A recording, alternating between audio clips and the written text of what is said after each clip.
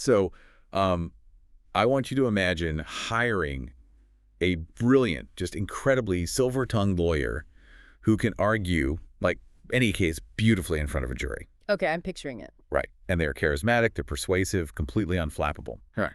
But there is a massive catch. Let me guess, they don't actually know the law. Close. They have severe short-term memory loss. So when they can't remember a specific legal precedent, they just confidently invent entirely fake laws on the spot. Oh, wow. Yeah, that sounds dangerous. It is. And honestly, that is roughly where we are with generative AI right now. I mean, we've built these systems that are just incredible at talking, but when it comes to rigorous multi-step logic, they tend to completely lose the plot. That is the perfect way to frame the current bottleneck, honestly, because we are dealing with systems that excel at language fluency, stringing words together beautifully, but they just stumble so hard on actual structured reasoning. And that exact bottleneck is what we are breaking down today. So welcome to this deep dive. Our mission today is to explore the foundational, state-of-the-art research that is, quite literally building the next generation of artificial intelligence. It really is. It's a massive shift. Yeah, and we are diving into a comprehensive new academic paper. It's titled LLMs+Graphs, Toward Graph-Native Synergistic AI Systems. And it's authored by researchers Arijit Khan, Longsu Sun, and Xin Wang. So, okay, let's unpack this right away. Let's do it. The core conflict that they are addressing is that large language models, as much as we rely on them daily, they are famously bad at multi-hop reasoning. Right. The hopping is the hard part. Exactly. Like if you ask an LLM to connect dot A to dot B and then use that to find dot C and, deduce dot D, it just gets tangled in its own words. It does. And the reason you, as the listener, really need to care about this is because the real world does not exist as a flat text document. Right. The real world is messy. Exactly. The most critical data in our lives is relational. It is structured as graphs. Like, what kind of data are we talking about here? Well, think about financial systems tracking transactions, right? Or supply chains managing global logistics, social networks mapping influence, even biological data modeling how proteins interact in your body. Wow. Okay. So it's everywhere. It's literally everywhere. These are all networks of nodes connected by edges, entities connected by relationships. So if we want AI to move beyond, just writing our emails and actually solve complex real-world problems, it has to be able to navigate those graphs natively. So that is our roadmap for today. We are exploring this massive three-way convergence between large language models, knowledge graphs, and autonomous AI agents. We're going to look at the mechanics of how combining these three things actively fixes the biggest flaws in current AI. Because it really represents a fundamental paradigm shift. I mean, we are moving away from an AI that just statistically predicts what word comes next to an AI that actually maps, navigates, and most importantly, verifies its environment. Right. So let's start with the baseline relationship between LLMs and knowledge graphs.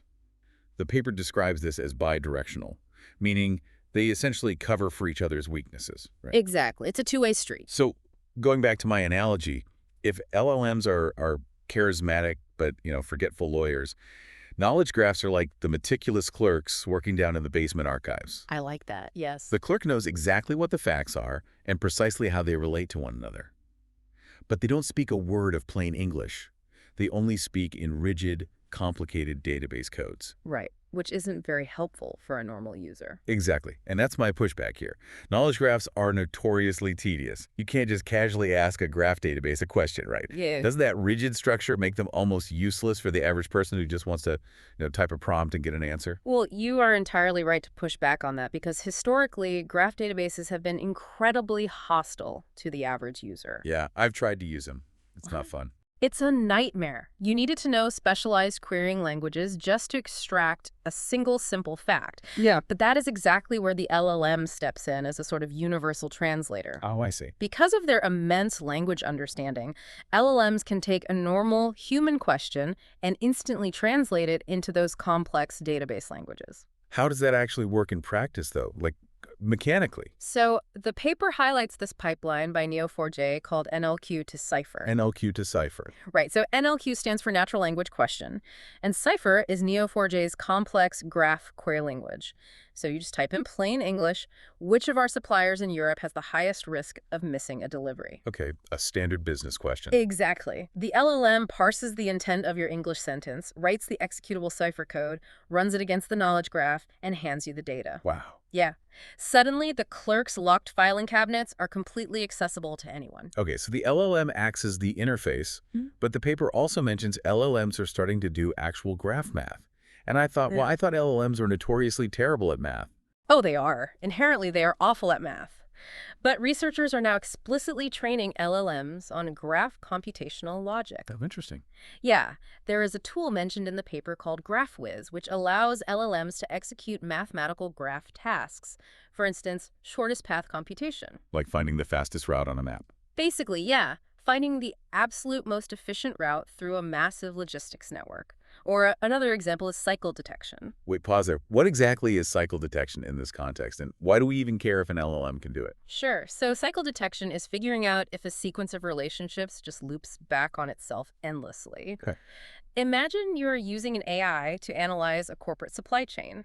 Company A buys from Company B. Right.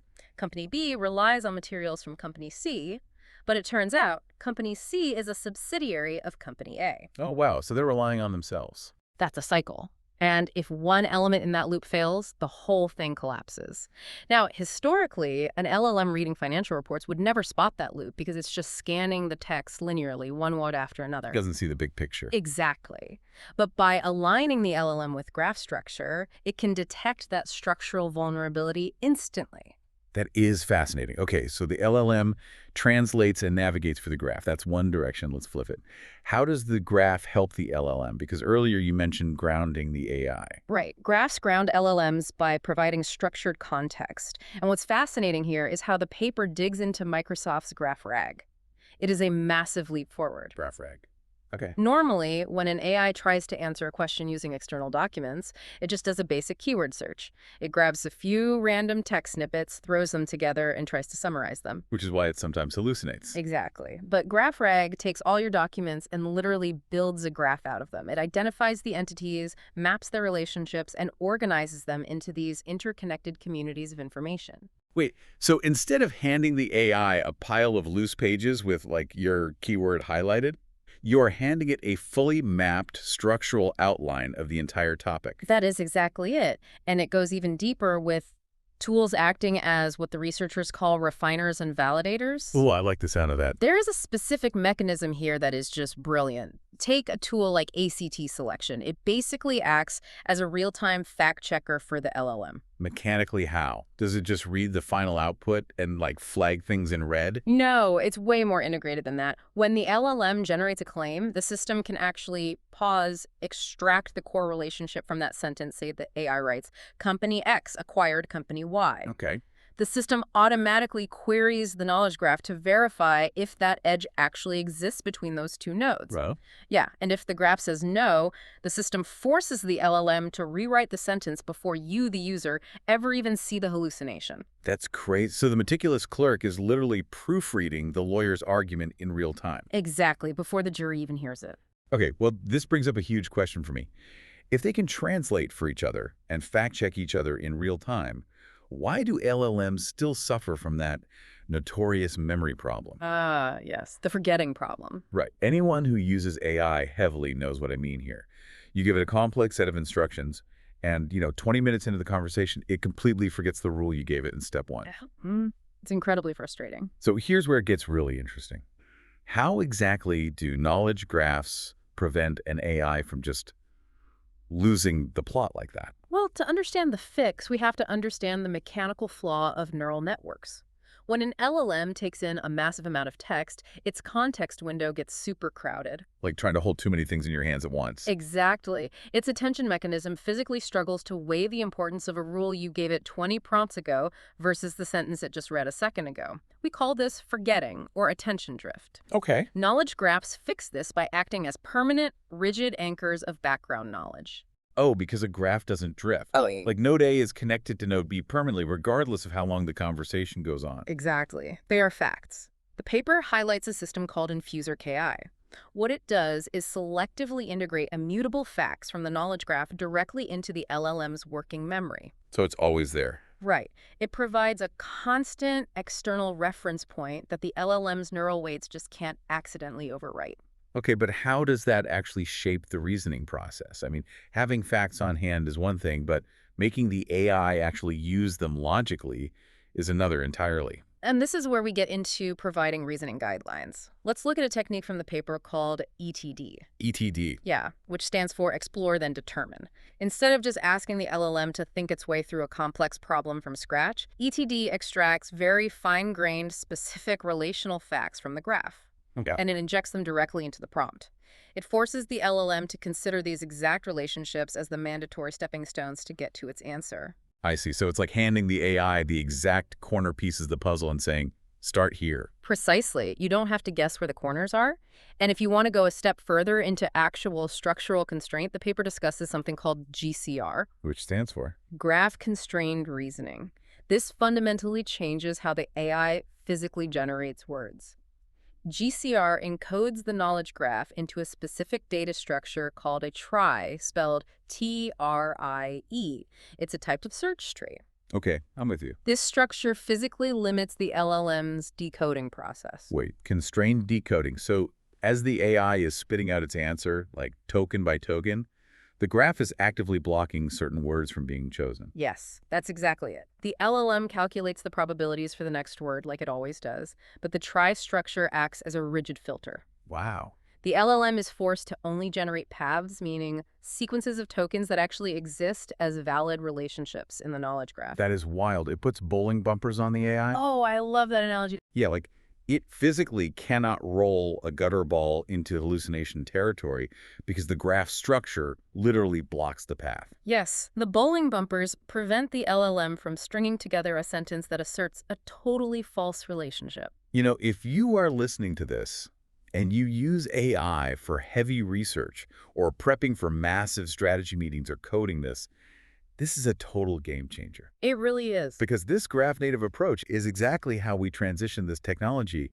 from giving you, like, maybe true guesses that you have to nervously double-check to factually grounded guarantees. It completely shifts the burden of trust. You no longer have to blindly trust the opaque black box of a neural network. You can look at the verifiable, visible graph structure and trace exactly why the AI generated that specific answer. Which naturally leads us to the ultimate frontier of this paper. Yeah. We've grounded the LLMs, we've given them bowling bumpers to fix their memory and logic. Now the tech world is giving them autonomy. Which is equal parts exciting and terrifying. Totally. We are talking about AI agents. Systems that don't just chat with you, but go out and execute massive, multi-step goals on your behalf. But here's my challenge for you. Lay it on me. Let's say I ask an agent to research a competitor's market share, cross-reference that with our internal sales database, run some calculations, and draft a strategy memo. A very complex task. Right. How is that different from me just asking ChatGPT to give me a bulleted list of steps? How does an agent actually execute that without getting hopelessly lost halfway through? It's the difference between printing out a static MapQuest map and using a live GPS. Well, that makes sense. Yeah, when you ask for a bulleted list, you get a linear chain of thought. Do A, then B, then C. Yeah. But reality is messy, right? Very messy. What if the database is down during step B? A linear model just crashes and burns. To survive in the wild, autonomous agents rely on graph-powered architectures, specifically task planning graphs. So how does a task planning graph handle the failure of step B? They use a framework called graph of thought. Graph of thought, got it. Right. Instead of a single straight line, the agent maps out multiple possible execution paths simultaneously. It creates this multi-hop decision tree. Oh, so it has backup plans built in. Exactly. If step B fails, the graph already has an alternate node mapped out. Maybe it pulls data from a public API instead of the internal database, and then it just converges back on step C. The graph allows the agent to reason about its own contingency plans before it even takes the first action. It's recalculating the route dynamically. Yeah. Okay, that makes sense for planning. But what about actually using the tools, like, opening the browser, running the calculator, querying the database? Right, the actual execution. Yeah. That requires a second structure called a task execution graph. Okay. This models the dependencies between all those different tools. It explicitly tells the agent, hey, you cannot run the calculator function until the database query function has successfully returned a value. So sequencing. Right. It sequences the function calls so the agent interacts with its environment in the exact right order. It's basically mapping its own operational limits. Hmm. But wait, what happens when the task is over? Does the agent just wipe its cache and start from zero the next day? Because, I mean, if I learn a new shortcut while doing a task at work, I remember it for next time. And this is exactly where the paper gets into the most cutting-edge, mind-bending territory. Oh, boy. Yeah. The biggest hurdle for true autonomous agents is long-term evolving memory. And the researchers highlight this extraordinary system called HippoRAG. Wait, like hippocampus, the part of the brain that handles memory. Exactly, yes. HippoRAG is a neurobiologically inspired long-term memory system. It is explicitly designed to mimic how the human hippocampus consolidates short-term experiences into long-term structured memory. Mechanically, what does that actually mean for the AI? It means the agent's memory is not a static database that some developer built beforehand. Okay. As the agent goes about its tasks, trying a tool, seeing an error, finding a workaround, discovering a new piece of data, its memory graph dynamically evolves. Updating in real time. Right. It actively adds new nodes, it creates new relational edges, and it even weights those relationships based on its lived experiences. Wow. So the graph is practically alive. It's built its own internal web of knowledge based on its daily operations. Yes. It provides the agent with scalable, structured learning. So if it encounters a complex supply chain error that it hasn't seen in, say, 3 weeks, Right. it doesn't just desperately scan a massive flat text log of every command it has ever run. It queries its own neurobiologically inspired memory graph, retrieves the specific relational path that solved the issue last time, and applies that past experience to the current moment. Okay, my mind is actually blown now, because that is structural learning. It's not just predicting words anymore. It's building a cumulative map of reality based on experience. Exactly. It's moving from text prediction to actual knowledge acquisition. Let's pull all of this together. I mean, we've gone from an AI that hallucinates facts to one that validates its claims against a rigid graph to an autonomous agent that dynamically builds its own hippocampus-style memory network. It's a huge journey. So what does this all mean? If we synthesize the end game of this paper, what is the ultimate destination? Where is all of this research pointing us? The authors point to a very specific, highly anticipated horizon, and that is neurosymbolic AI. In the field of artificial intelligence, this is widely considered the Holy Grail. A holy grail. Okay, let's break down exactly what neurosymbolic AI means for the listener. Absolutely. So the neural part refers to our current LLMs. The neural networks. Right. They are deep neural networks based on statistical pattern recognition. And they are incredibly creative, they understand deep linguistic nuance, and they are highly flexible.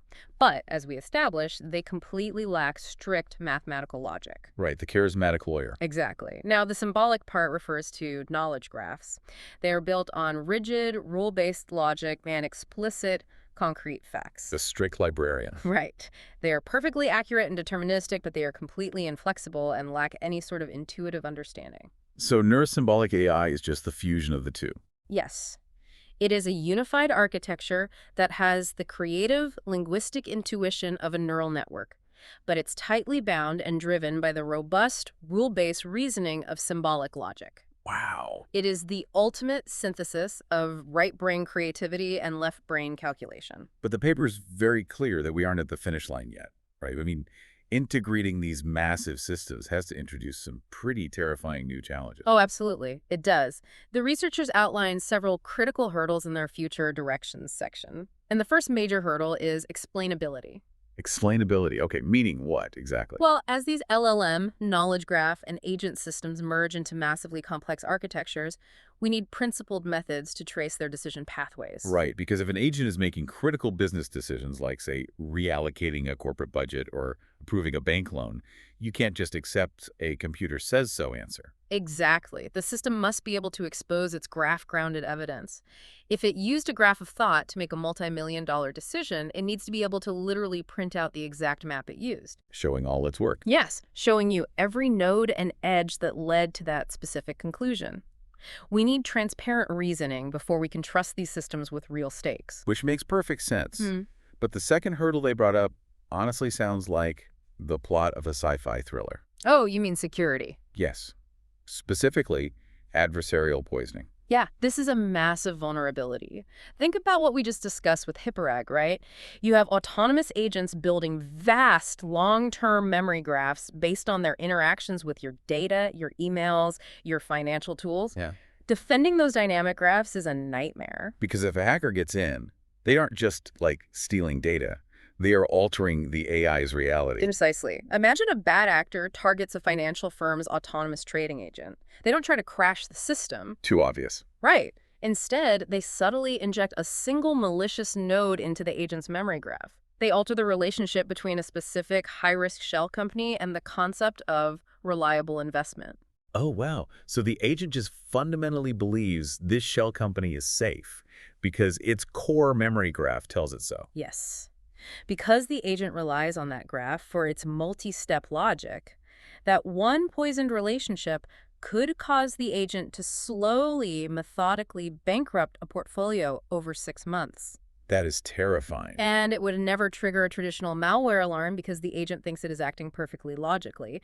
Protecting these retrieval pipelines and defending agent memories from adversarial poisoning is going to be one of the most critical fields in cybersecurity over the next decade. I mean, it is one thing to hack a database to steal credit card numbers. It is another thing entirely to systematically manipulate the lived experience and logic map of an autonomous entity executing tasks in the real world. A whole new frontier of security. This research isn't just an incremental update. It is completely changing the paradigm of how we interact with, build, and secure artificial intelligence. Well, thank you for walking us through the deep mechanics of this landscape. It's been an incredible discussion, really. And thank you to you, the listener, for joining us on this deep dive. We started today by talking about the illusion of an omniscient brain. A system that sounded flawless but had no underlying structure. But now, seeing how neural networks and symbolic graphs are converging, I want to leave you with a brand new thought to mull over. Let's hear it. If AI agents are now developing dynamic, evolving, graph-based memories that are explicitly inspired by human neurobiology like Hipparag, at what point does clearing an AI's cache become less like deleting a temporary file and more like erasing a lived experience? Wow. I'll let you chew on that. Until next time.